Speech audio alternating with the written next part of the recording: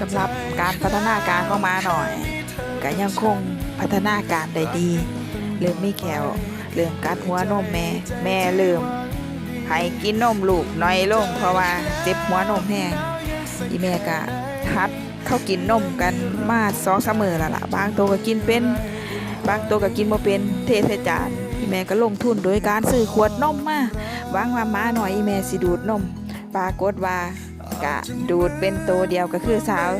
แจ๋วแหววของอีแม่ยามเพิ่นหิวนมนี่สิห้องกรีดกราดเสียงแจ๋วแหววเลยอีแม่ก็เลยตั้งชื่อเป็นแจ๋วแหววม้าแต่ละตัวของอีแม่นี่มีชื่อเลยแต่ว่าหันบางเทื่อก็จำซับกันหน้ามันคือกันแหมอีแม่ก็จ้อมแจ๋มแจ๋วแหววเอิ้นไปบางตัวก็ขี้ดื้อกับปักโอโมว่าซั่นปักแฟบปักแอดแท็กว่าซั่นอีพ่อเพิ่นว่าก็เว้ากันไปเนาะเป็นจังไดกันเนาะ